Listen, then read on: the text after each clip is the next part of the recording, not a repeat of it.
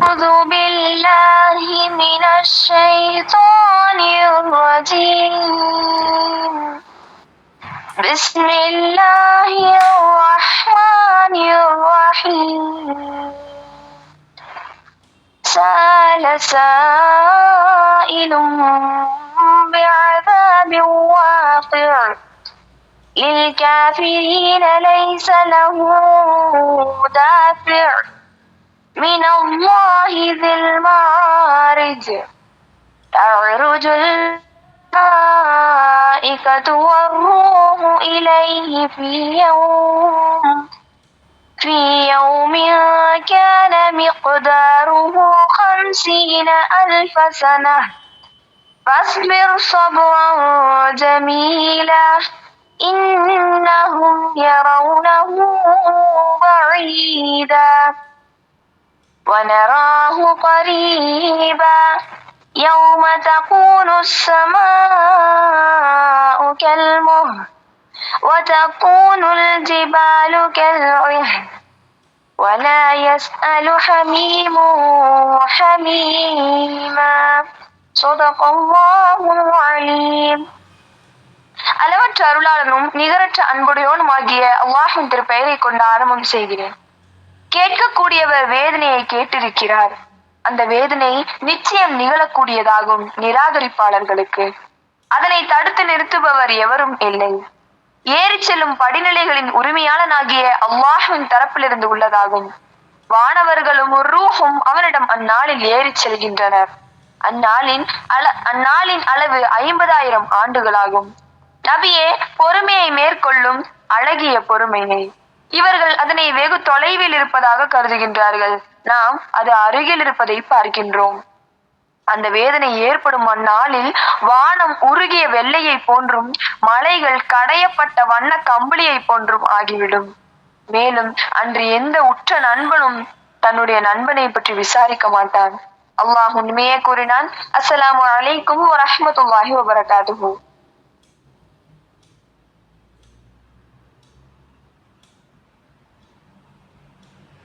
يا أيها الناس اتقوا ربكم الذي خلقكم من نفس واحدة وخلق منها زوجها وبث منهما رجالا كثيرا ونساء.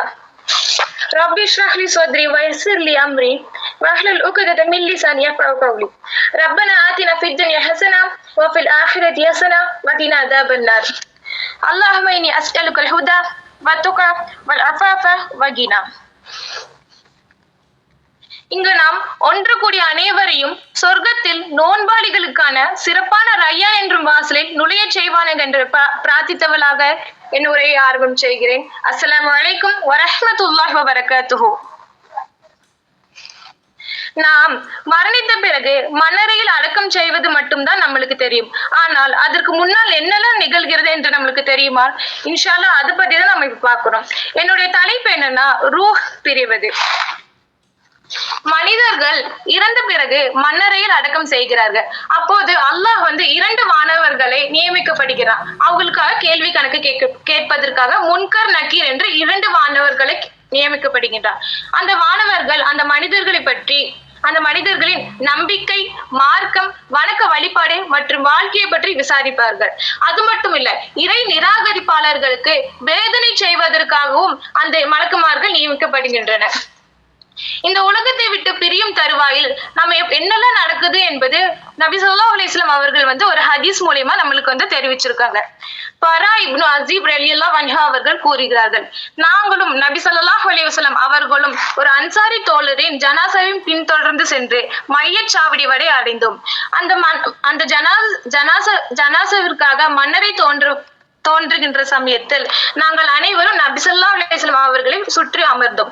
அப்போது நபி ஸல்லல்லாஹு அலைஹி வஸல்லம் அவர்கள் தங்கள் கையில் இருந்த குச்சியை தரையில் குத்தி கொண்டு இருந்தார்கள். திடீரென தலையை உயர்த்தி மன்னரை வேதனை விட்டும் அல்லாஹ்விடம் பாதுகாப்பு தேடிக்கொள்கள் என்று 3 முறை நபி ஸல்லல்லாஹு அலைஹி வஸல்லம் அவர்கள் கூறினார்கள். பிறகு நபி ஸல்லல்லாஹு அலைஹி வஸல்லம் அவர்கள் கூறினார்கள், நிச்சயமாக அல்லாஹ்வின் மீது நம்பிக்கை கொண்ட ஒரு அடியான் இந்த உலகத்தை விட்டு பிரிந்து மறு உலகத்திற்கு செல்கின்ற சமயத்தில் வானத்திலிருந்து சூரியன் ஒளி போல வெண்மையான வானவர் இறங்குவார்கள். அவர் சுவனத்தின் கஃன் ஆடையும் சுவனத்தின் வாசனை திருவியும் கொண்டு வருவார்கள். அவ்வாறு அவர்கள் அந்த மரணித்தவரின் கண்ணுக்கு எற்ற தூரம் வரை அமர்ந்து கொள்வார்கள். பிறகு மலக்குல் மௌத் அலைஹிஸ்ஸலாம் அவர்கள் வந்து அந்த மரணித்தவரின் தலைமாட்டில் அமர்ந்து, ஓ தூய்மையான ஆத்மாவே, அல்லாஹ்வின் மன்னிப்பும் அவனது திரு பொருத்தத்தின் பக்கம் வெளியேறி வருவாயாக என்று கூறுவார். அந்த ஆத்மா தண்ணீர் பாத்திரத்திலிருந்து நீர் சொட்டுவது போல் சுலபமாக அந்த உடலிலிருந்து வெளியேறி வருவோம். அந்த உடலை கைப்பற்றியவுடன் அந்த கண் சிமிட்டும் நேரம் கூடி வைக்காமல் சொர்க்கத்திலிருந்து கொண்டு வந்த கஃனாடையில் வைத்திருவார்கள். உடனே அந்த ஆத்மாவை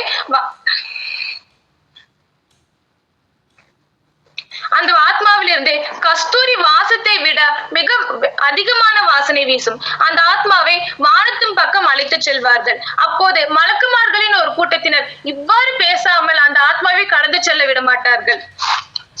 இவ்வளவு தூய்மையான இந்த ஆத்மா யாருடையது என்று கேட்க, அப்போது ஒரு மனிதர் சொல்வார், இன்னாருடைய மகன் இன்னார், இந்த மனிதரை இந்த உலகில் இந்த நற்பெயர்கள் எல்லாம் சொல்லி இருந்தார்கள் என்று சொல்வார்கள். அந்தந்த நற்பெயர்கள் எல்லாம் சொல்லி வானத்திற்கு அழைத்து செல்வார்கள்.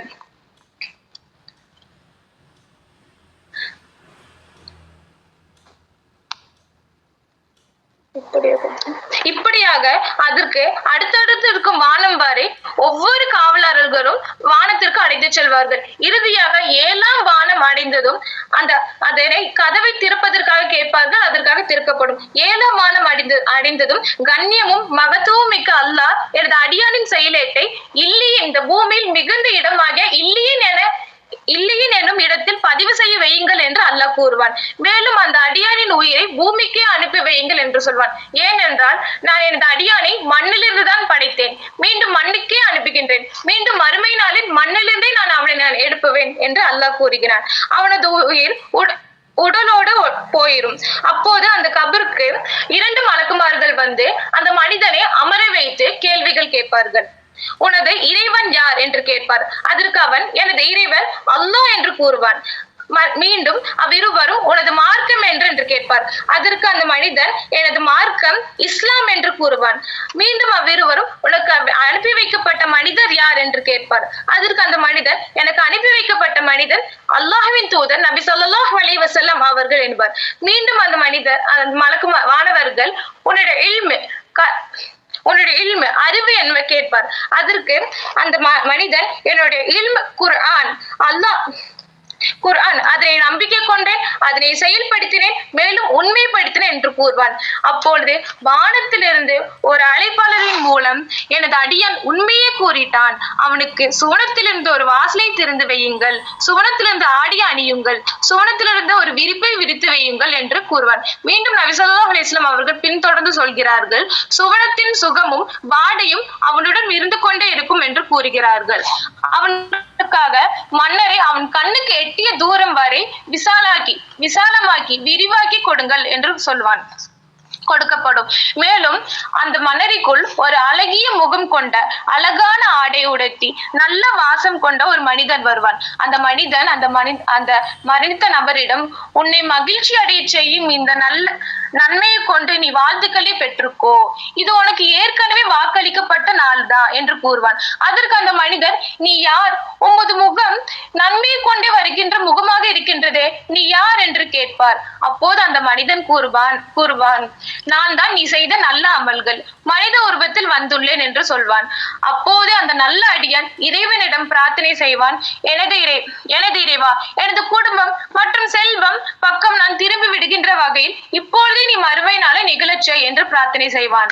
அல்லாஹ் திருக்குர்ஆனில் 16ஆம் அத்தியாயத்தில் 32ஆம் வசனத்தில் கூறுகிறான், அவர்கள் எத்தகையவர்கள் என்றால் தூய்மையான நிலையிலும் அவர்கள் உயிரை வானவர்கள் கைப்பற்றுவார்கள். அப்போது வானவர்கள் கூறுவார்கள், உங்கள் மீது சாந்தி நிலவட்டும், நீங்கள் செய்து கொண்டிருந்த நற்செயலின் பலனாக சுவனத்தில் செல்லுங்கள் என்று கூறுவார். அவர்கள் இதை தொடர்ந்து கூறுகிறார்கள், நிச்சயமாக இறை மறுப்பாளராக இருந்த ஒருவன் இந்த உலகத்தை விட்டு பிரிந்து மறு உலகத்திற்கு செல்லும் போது வானிலிருந்து கருமை முகம் கொண்ட ஒரு வானவர்கள் இறங்குவார்கள். அந்த வானவரிடம் கித்தானிடம் துணி இருக்கும். அதே போல் அந்த வானவர்கள் அந்த மரணத்தின் கண்ணுக்கு எட்டிய தூரம் வரை அமர்ந்து கொண்டிருப்பார்கள். மீண்டும் மலக்குல் மௌத் அவர்கள் அலைஹிஸ்ஸலாம் அவர்கள் அந்த மரணித்த நபரின் தலைமாட்டில் உட்கார்ந்து, ஓ கெட்ட ஆத்மாவே, அல்லாஹ்வின் கோபமும் மற்றும் அவனின் வெறுப்பும் பக்கம் வெளியேறி வருவாயாக என்று கூறுகிறார். அவனது உயிர் எப்படி அவனுடைய உடலிலிருந்து பிரித்து எடுப்பார்கள் என்றால், ஈரமான கம்பிளி துணியில் சிக்கி வைக்கப்பட்ட கொக்கியை பிரித்தெடுப்பது போல் உடலிலிருந்து உயிரை பிடித்து எடுப்பார்கள். அவ்வாறு அவனது உயிரை கைப்பற்றியவுடன் கண் சிமிட்டும் நேரம் கூட தன் கையில் வைக்காமல் அந்த கித்தானாடியில் அவர்கள் வைத்து விடுவார்கள். அதிலிருந்தே இந்த உலகத்தில், இந்த பூமியில் மிக மோசமான பிணத்திலிருந்து வெளியாகும் வாசத்தை விட மிக மோசமான வாசம் வரும். அவர்கள் அந்த உயிரை உடனே வானத்தின் பக்கம் எடுத்து செல்வார்கள். மலக்குமார்கள் ஒரு கூட்டத்தினர் இவ்வாறு பேசாமல் அந்த உயிரை அந்த நப்சை கடந்து செல்ல விடமாட்டார்கள். இந்த கெட்ட உயிர் யாருடையது என்று கேட்க மற்றவர்கள் கூறுவார்கள், இன்னாருடைய மகர் இன்னார்தான் இவரை இந்த உலகத்தில் மோசமான பெயர்கள், அருவருக்கத்தக்க பெயர்களெல்லாம் கூப்பிட்டார்கள் என்று கூறி அவர்களும் கூப்பிடுவார்கள். அவ்வாறு அவர்கள் இந்த உலகத்தின் வானத்தை அடைந்ததும் அந்த வாசலை திறக்குமாறு கேட்பார்கள். அப்போது அந்த வாசல் அவருக்காக திறந்து வைக்கப்படாது. அப்போது நபி ஸல்லல்லாஹு அலைஹி வஸல்லம் அவர்கள் குர்ஆன் வசனத்தை 7வது அத்தியாயத்தில் 40ஆம் வசனத்தை ஓதுகிறார். உறுதியாக அறிந்து கொள்ளுங்கள், எவர் தம்முடைய வசனங்கள் பொய்யென கூறி அவற்றை புறக்கணித்து ஆணவம் கொள்கிறாரோ அவருக்கு வானத்தில் வாயில்கள் ஒருபோதும் திறக்கப்படாது. அவர்கள் சொர்க்கத்தில் நுழைவது என்பது ஊசியின் காதுக்குள் ஒட்டகம் நுழைவது போன்ற இயலாத ஒன்றாகும். மேலும் குற்றவாளிக்கு நம்மிடம் இத்தகைய கூலிதான் இருக்கின்றது என்று நபி ஸல்லல்லாஹு அலைஹி வஸல்லம் அவர்கள் குர்ஆன் வசனத்தின் மூலம் தெளிவுபடுத்தினார்கள். மேலும் அல்லாஹ் கூறுகிறான், அந்த ஆத்மாவின் செயலேட்டை இந்த பூமியில் மிக இழிவான இடத்தில், சிஜ்ஜீன் என்னும் மிக இழிவான இடத்தில் பதிவு செய்து வையுங்கள் என்று கூறுகிறான். மீண்டும் அவனது உயிர் பூமிக்கு வீசி எறியப்படுகின்றது. மீண்டும் நபி ஸல்லல்லாஹு அலைஹி வஸல்லம் அவர்கள் 20ஆம் அத்தியாயத்தில் 31ஆம் வசனத்தை ஓதுகிறார்கள். யாரோனும் அல்லாஹ்வுக்கு இணை வைத்து அவனது வானத்தில் இருந்து விழுந்து விட்டவரை போன்று ஆகிவிடுகிறாரோ, இனி அவரை பறவைகள் இராஞ்சி கொண்டு செல்லும் அல்லது காற்று அவரை தூக்கிச் சென்று ஏதோனும் பாதாளத்தில் எரிந்துவிடும். அங்கு அவர் சின்ன பின்னமாகி விடுவார்கள் என்று நபி ஸல்லல்லாஹு அலைஹி வஸல்லம் அவர்கள் குர்ஆன் வசனத்தை ஓதி காண்கிறார். பிறகு நபி ஸல்லல்லாஹு அலைஹி வஸல்லம் தொடர்ந்து கூறுகிறார், அவனோட உயிர் அவனோட உடலை சேர்ந்தவுடன் அவனிடம் 2 வானவர்கள் அவனிடம் கேள்வி கணக்கு கேட்பார்கள். உன்னுடைய இறைவன் யார் என்று கேட்பார்கள். அதற்கு அந்த மனிதன் எனக்கு தெரியாதே என்று கூறுவான். மீண்டும் அவ்விருவரும் உன்னுடைய மார்க்கம் என்ன என்று கேட்க அதற்கு அந்த மனிதன் மீண்டும் எனக்கு தெரியாதே என்றுதான் கூறுவான். மீண்டும் அவ்விருவரும் உனக்கு அனுப்பி வைக்கப்பட்ட மனிதர் யார் என்று கேட்பார்கள். அதற்கு அந்த மனிதர் எனக்கு தெரியாதே என்று சொல்வான். அப்போது வானத்திலிருந்து ஒரு அழைப்பாளரின் மூலம், இவன் பொய் சொல்கிறான், இவனுக்கு நரகத்திலிருந்து ஒரு வாசலை விரித்து வையுங்கள், நரகத்திலிருந்து ஒரு விரித்து வைங்க, நரகத்தோட ஒரு வாசலை திறந்து வைங்க, நரகத்தோட ஆடையை அணிந்து கொடுங்கள். அவனுக்கு நரகத்துடன் வெப்பமும் நரகத்துடன் சூடும் தான் வரும். அந்த கபருக்கு ஒரு கேவலமான முகம் கொண்ட, கெட்ட ஆடை உடுத்திய, கெட்ட வாசமுடைய ஒரு மனிதன் வருவான். அவன் உனக்கு கேடு விளைவிக்கும் இந்த நிலைமையை கொண்டு நீ வாழ்த்துக்களை பெற்றுக்கோ, இது உனக்கு ஏற்கனவே வாக்களிக்கப்பட்ட நாளாக இருக்கின்றது என்று சொல்வான். அதுக்கு அந்த மனிதன், நீ யார், முகம் தீமை கொண்டே இருக்கின்றது என்று கூறுவான். அதற்கு நான் தான் நீ செய்த தீய செயல்கள், நான் மனித ரூபத்தில் வந்துள்ளேன். உடனடியாக அந்த இறை நிராகரிப்பாளர் அல்லாஹ்விடம் பிரார்த்தனை செய்வான், எனது இறைவா, நீ மறுமை நாளை நிகழச் செய்யாதே என்று பிரார்த்தனை செய்வான். நாம் மரணிக்கும் போது வெறும் உடலாக மட்டும் மரணக்கு செல்லாமல் ஒரு முஃமினின் உடலுக்கு நாம் செல்ல வேண்டும் இன்ஷா அல்லாஹ் என்று கூறி என் உரையை முடிவு செய்கிறேன்.